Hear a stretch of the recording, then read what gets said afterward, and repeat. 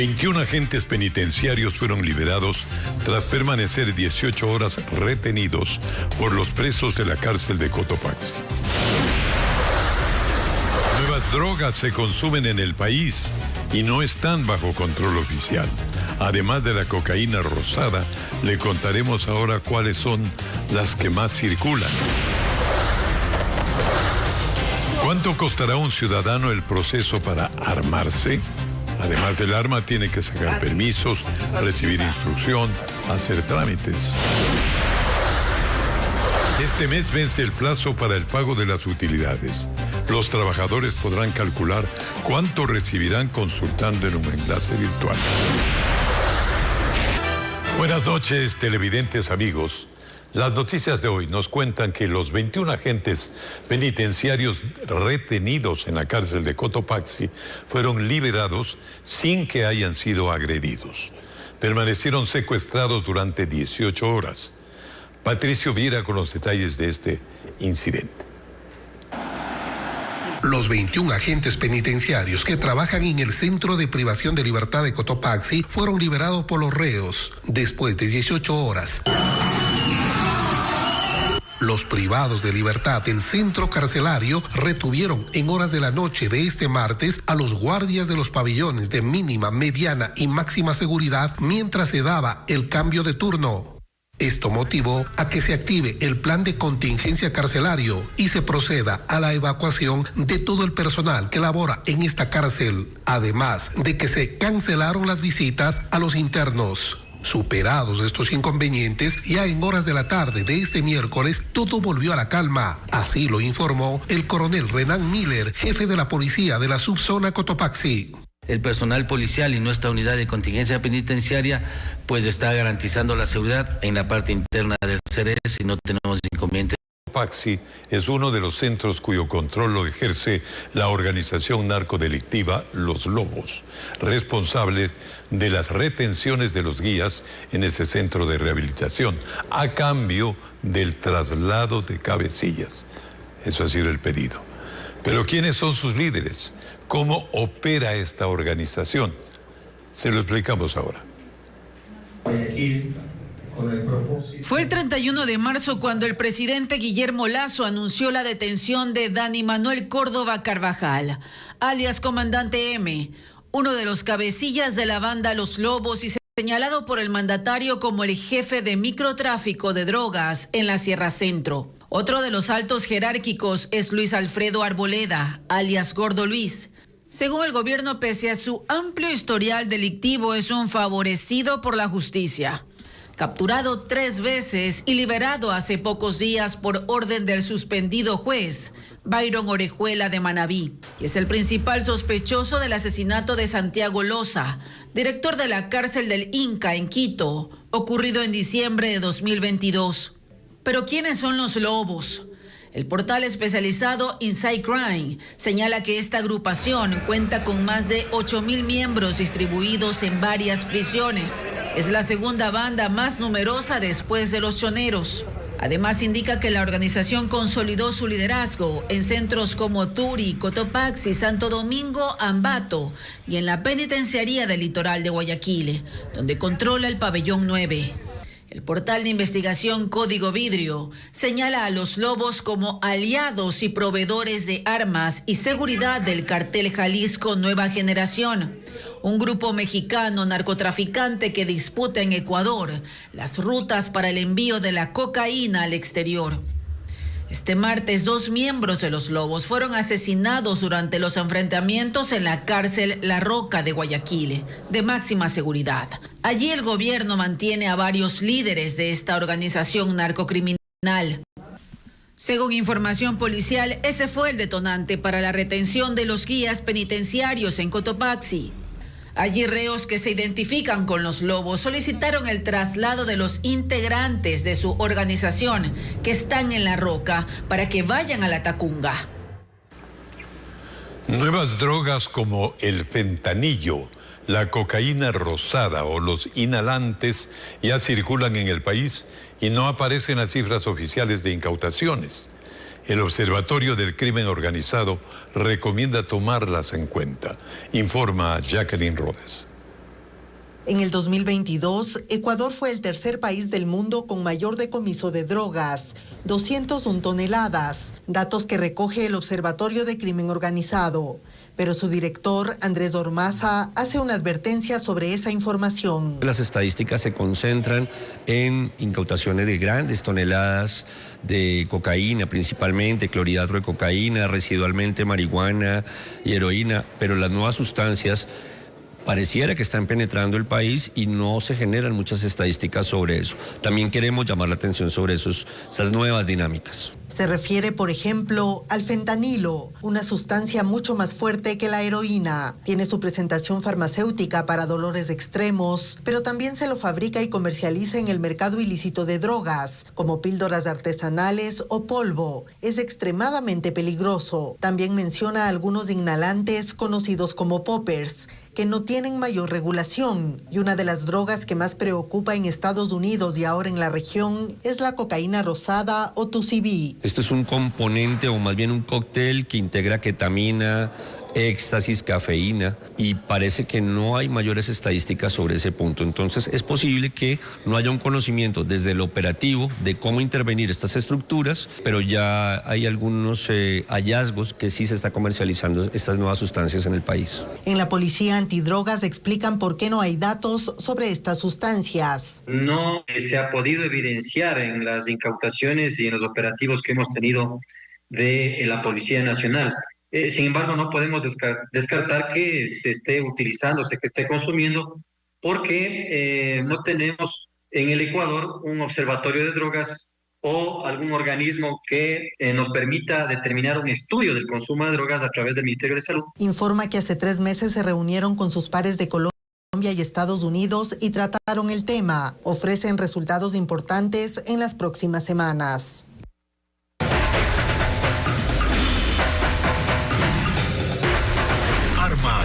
¿Cuántas circulan legalmente?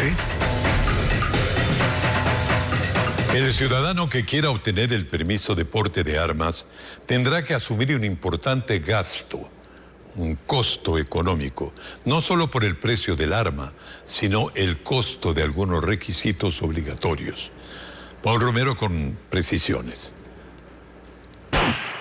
Los requisitos para adquirir y portar un arma de fuego de defensa personal tiene un costo de aproximadamente $400 en el Ecuador.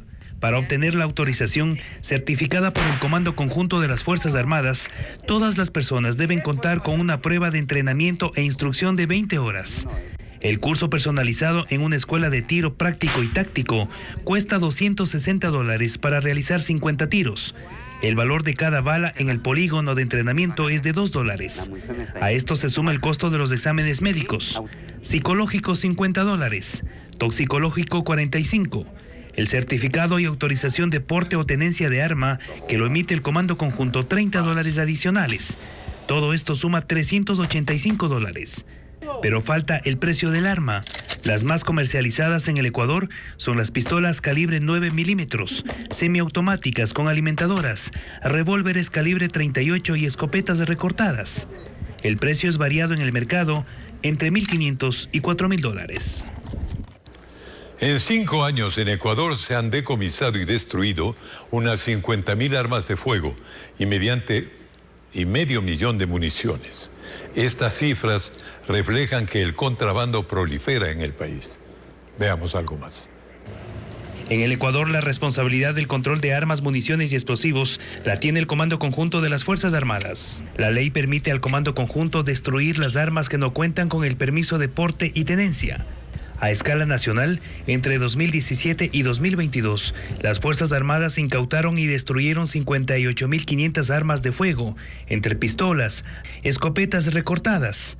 Se incluyen las decomisadas por la Policía Nacional en los operativos antidelincuenciales, en donde se han encontrado armas largas como fusiles, que son utilizados por los grupos vinculados al narcotráfico. En el mismo periodo, las Fuerzas Armadas decomisaron y destruyeron 570.000 municiones de todo tipo. A partir del 2020, se incrementaron las incautaciones de armas y municiones en el Ecuador. Según información del Comando Conjunto, el mayor porcentaje de armas de contrabando ingresa al país por la frontera sur, donde las Fuerzas Armadas prevén construir este año nuevos destacamentos. El Estado ecuatoriano debe cobrar 153 millones de dólares a sentenciados por los más grandes casos de corrupción, pero la recuperación realmente es mínima. La mayoría de condenados ya está libre y las sanciones económicas quedan en la impunidad. Jacqueline Rodas con los datos. La impunidad es la regla en los casos de corrupción que han perjudicado económicamente al país. Los condenados incumplen los pagos dispuestos en 14 sentencias en firme. Al momento el Estado intenta recuperar 153 millones de dólares ordenados en los fallos, de los que únicamente 10 millones están en las arcas fiscales. Es decir, solo se recupera el 6.5% de las indemnizaciones establecidas por los tribunales. Por ejemplo, en el caso Petroecuador, nada se ha pagado de los 50 millones de impuestos al exministro Carlos Pareja Yanuseli y al exgerente de la estatal petrolera Alex Bravo, quien ya está en libertad. Mientras el excontralor Carlos Polit fue condenado a pagar 40.4 millones por recibir coimas de Odebrecht para desvanecer glosas. Tampoco ha cumplido. Él está prófugo en Miami y enfrenta un proceso penal en Estados Unidos. En ese país sí pagó una fianza de 14 millones de dólares para evitar la prisión. Y en el juicio principal del caso Odebrecht por asociación ilícita, Jorge Glass está libre gracias a una medida cautelar y los otros condenados también están fuera de prisión, pese a que deben reparar al Estado en 33.4 millones y no lo han hecho. La Procuraduría informa que en este proceso, hasta la fecha la justicia ni siquiera ha individualizado el monto para cada condenado, y envió este comunicado señalando que la recuperación de activos no solo depende de la Procuraduría, más bien es parte de un engranaje que incluye a la función judicial, registros de la propiedad y otras entidades, y que actualmente trabaja en varios países para conseguir el dinero encontrado en bancos extranjeros. Finalmente, en el caso Sobornos, de los 20 sentenciados, solo 3 privados pagaron la indemnización. Los funcionarios públicos, entre ellos del expresidente Rafael Correa, Glass y ministros de la época, han incumplido el fallo. A la par, el Estado intenta vender algunos bienes decomisados, pero es un valor mínimo con relación al monto total. Seguros Sucre, la estafa millonaria. Lleva año y medio en liquidación y aún debe 280 millones de dólares. Las empresas públicas esperan el pago y los activos de Sucre no alcanzan. En este caso, el Estado pagándole al Estado. Seguros Sucre, la estafa millonaria. Informe especial, este lunes 10 de abril a la 1 de la tarde y 7 de la noche, en Televistazo, aquí en Ecuavisa. Hay más noticias para ustedes. La búsqueda de las personas desaparecidas se mantiene en Alausí. La Secretaría de Gestión de Riesgos acogió el pedido de los familiares que guardan la esperanza de encontrar al menos los cuerpos. Diego Cuenca con los testimonios de las familias. Familiares de las 58 personas reportadas como desaparecidas llevan una semana acudiendo a diario a la denominada Zona Cero para encontrar sus cuerpos. María se resignó a que los brigadistas no hallarán con vida a sus 7 seres queridos, entre ellos 3 menores de edad que quedaron enterrados por el deslave. Yo sé que ya no están vivos, pero los cuerpos, que nos rescaten, ¿no? Queremos recuperarle para poder ir al cementerio, ponerle una flor y nos quedamos tranquilos. Con esa incertidumbre, los familiares pidieron que se extienda la búsqueda de los cuerpos, que se encuentran en estado de descomposición por los días transcurridos. Las autoridades de la Secretaría de Gestión de Riesgos escucharon sus reclamos y decidieron que no pararán de remover la tierra para hallar a los desaparecidos. Vamos a seguir trabajando, aquí no hay una fecha límite, no hemos puesto ni 7 días ni 15 días. Ya son 30 los muertos que dejó el deslave en Alausí, y la noche de ese martes en el centro del cantón, los habitantes de luto participaron de la misa del Señor del Buen Suceso, imagen religiosa a la que llenaron de velas para orar por los difuntos. Pedir por las almitas que se perdieron allá en el deslave. Hay mucha gente que ha desaparecido y aún no les encuentran. Es muy fuerte. Así, ese pueblo de Chimborazo se levanta en medio de la Semana Santa, que los marca de fe y esperanza para sanar las heridas de la tragedia. Los damnificados en Alausí tienen más de una semana conviviendo en 2 albergues tras el deslave. Poco a poco algunos han abandonado estos sitios para empezar una nueva vida. Y esto mientras paralelamente se clasifican las donaciones en el centro de acopio hasta donde llegan artículos que no sirven todavía para la emergencia. El Coliseo Municipal es uno de los 2 albergues donde conviven 18 familias damnificadas por el deslave en Alausí. José Riera, a sus 75 años, perdió su casa donde vivía con su hija y 2 nietos. Ahora ellos duermen en estas habitaciones improvisadas, en una cancha de básquet, con los demás afectados. Nos pusieron un turno, ¿no? Unas mujeres a cocinar, los hombres a bañar, a hacer los baños, sacar la basura. De ese refugio, esta semana se fueron 4 personas. Salieron a buscar una nueva vida. Sin embargo, hay quienes aún no saben qué rumbo elegir. Hay que pensar qué vamos a hacer, a dónde nos vamos a ir. Porque yo tengo a mis niños y imagínense de pensar que ellos tienen que estudiarse, ellos tienen que prepararse, porque antes, mal o bien, teníamos una casa a dónde estar, a dónde llegar, en donde, o sea, teníamos una vida, como decir, normal. Allí se alimentan durante la mañana junto a los niños y adultos mayores que tienen una atención especial. Terminan de comer y salen a trabajar. Otros abandonan el albergue. Que ahora ya me voy, porque mis hijos me llaman, dicen que venga. ¿Para dónde se va? Quito, en Quito viven mis hijos. Ahí también conviven los más pequeños, que juegan con personal de la Cruz Roja para sobrellevar el mal momento. Hasta ese miércoles son 321 los afectados registrados para el bono de contingencia de $270 que entregará el gobierno para las víctimas del desastre natural. Y mientras todo esto sucede, las afectaciones por el deslave en Alausí siguen contabilizándose cada vez en cifras más altas. Estos son los últimos datos de la tragedia. Se reportan 30 fallecidos y 58 personas desaparecidas. El deslizamiento de tierra dejó 43 heridos, 963 damnificados, 32 personas fueron rescatadas. El transporte marítimo a Galápagos fue declarado en emergencia para evitar un posible desabastecimiento de productos. Francisco Garcés cuenta que esta decisión permitirá reemplazar a uno de los bloques de los buques que sirve a las islas. Abastecer de productos a Galápagos es una tarea logística con buques y aviones. El sistema fue declarado en emergencia en vista de que uno de los 2 barcos de transporte está fuera de servicio.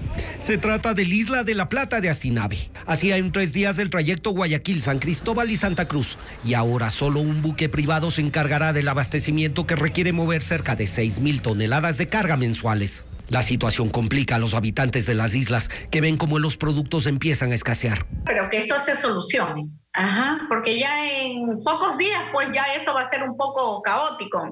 Ella tiene un negocio en el que vende productos agrícolas, insumos veterinarios y alimentos para mascotas, y no ha podido embarcar mercadería desde hace 3 meses por falta de cupos. Su única opción es el transporte por avión, pero si embarca, por ejemplo, un saco de alimentos de $75, a Galápagos llegaría en más de 140, lo que hace insostenible su negocio. El plan del régimen es tener un nuevo barco panameño operando en la misma ruta en 2 o 3 semanas, y que los productos ya no se embarquen solo en Guayaquil, sino en cualquier puerto, para no depender exclusivamente de los buques que ahora dan ese servicio.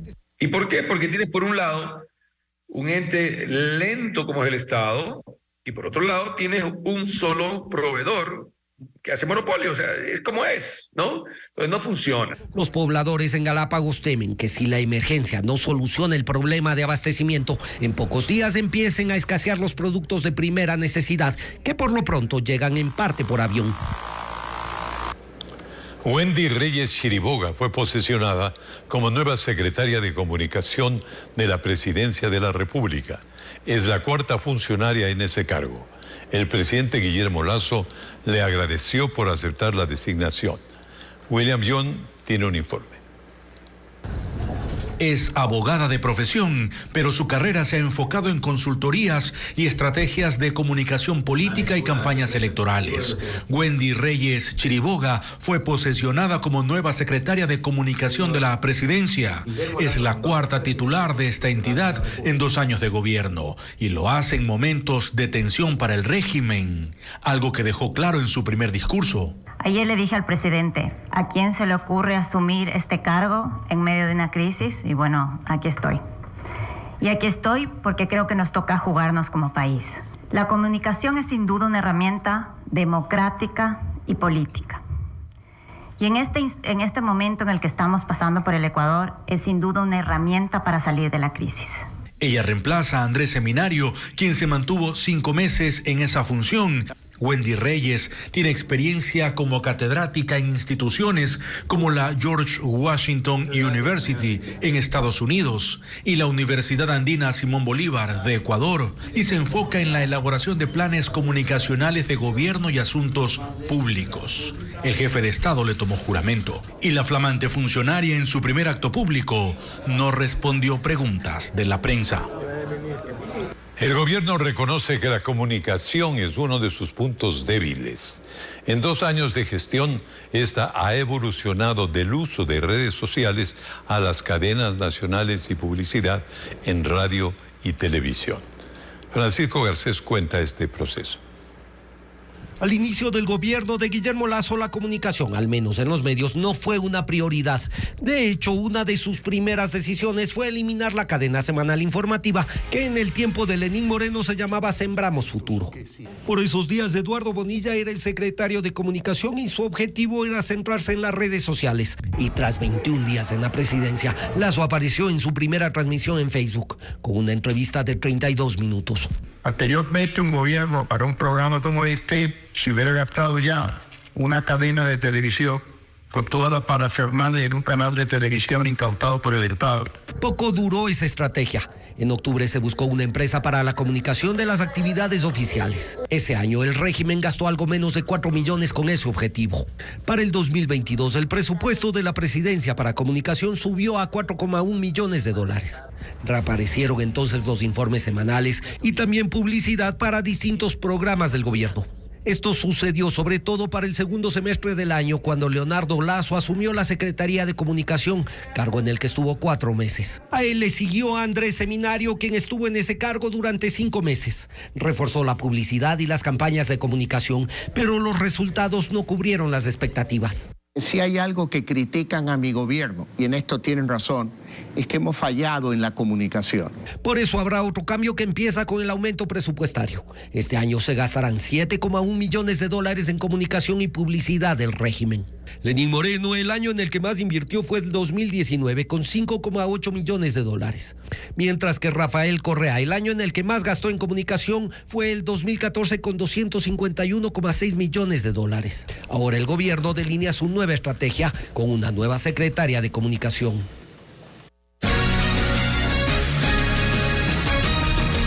Como decíamos, las empresas deberán pagar las utilidades a sus trabajadores hasta el 15 de abril. Juan Carlos Aizprúa comparte el enlace en el cual los empleados pueden calcular el monto al que tienen derecho. Veamos. Las empresas que tuvieron ganancias en 2022 son las que deben pagar utilidades a sus trabajadores hasta el 15 de abril de este año. El Ministerio del Trabajo, en su página web, habilitó un enlace para que las personas en relación de dependencia revisen cuánto podrían recibir en utilidades, dando clic en el apartado de servicios y trámites en línea. Luego, en consignación de utilidades y salario digno, aparece un cuadro que da la opción para que el trabajador haga la consulta, ingresando datos como su número de cédula, nombre, apellido y la empresa en la que labora. En Ecuador hay 2.8 millones de personas con trabajo adecuado, es decir, están en relación de dependencia según el Instituto Nacional de Estadística y Censos. No tendrán utilidades los trabajadores del sector público, quienes reciben sobresueldos cuyo monto es mayor al porcentaje de utilidades, aquellos que trabajan bajo factura mediante servicios prestados, y operarios y aprendices de artesanos. Turistas buscan otros destinos por las afectaciones en algunas vías del país, mientras que las actividades de Semana Santa motivan a los visitantes a reservar en ciudades de la sierra. Carla Delgado nos tiene más información. El mal estado de las vías por el fuerte temporal invernal disminuye la ocupación hotelera. En algunas zonas costeras del país, representantes del gremio afirman que aún no llegan al 40% de reservas, aunque este viernes ya inicia el feriado de Semana Santa. Por ello han optado por promociones que incentiven a los turistas. Con precios muy asequibles para todo tipo de bolsillo, donde dan toda la pensión completa que llamamos, cena, desayuno, almuerzo, habitación. Otros hoteles han diseñado el 2x1. Paga una noche, tiene 2 noches incluidas. Hay hoteles que dan beneficios, cóctel de cortesía, hay muchas cosas que se están haciendo. Sin embargo, no todas las ciudades han sido afectadas. Por ejemplo, en Baños, en la provincia de Tungurahua, las reservas ya sobrepasan el 70%. La elección de este destino estaría motivada por los nuevos atractivos turísticos. También en Quito, las actividades propias por la fecha hacen que muchos turistas la elijan como destino.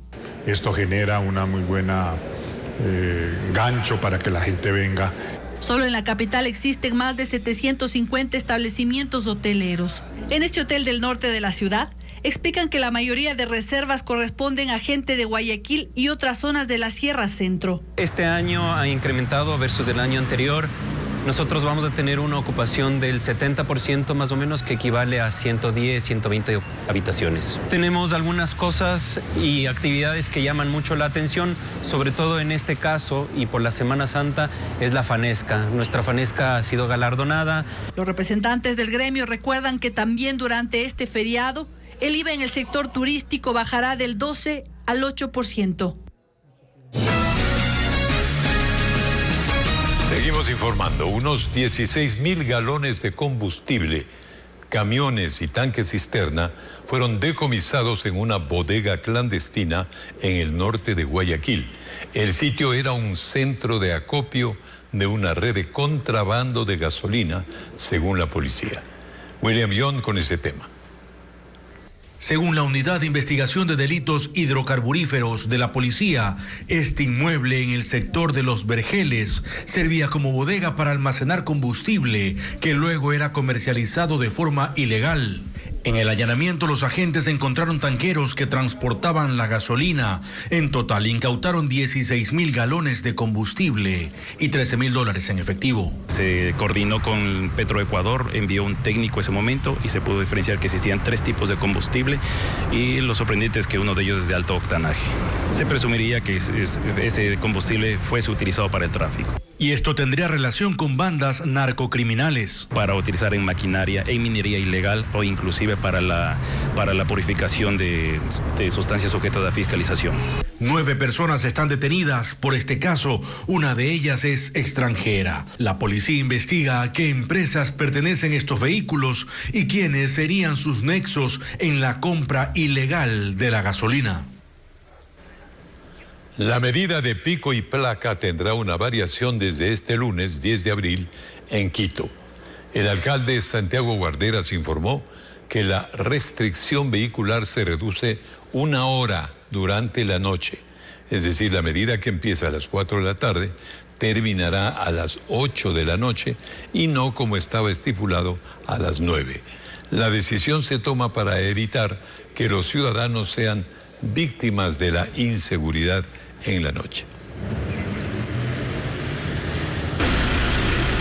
Las universidades públicas se encargan de su propio proceso de admisión desde este año. A pesar de ello, 14 instituciones pidieron a la Secretaría de Educación Superior que realice el proceso de selección. ¿Cómo será este cronograma? Carla Delgado nos indica. El reglamento de la Ley Orgánica de Educación Superior había eliminado el examen Transformar para el ingreso a las universidades e institutos. Con ello se estableció que cada centro universitario manejará sus propias reglas para la admisión desde este año.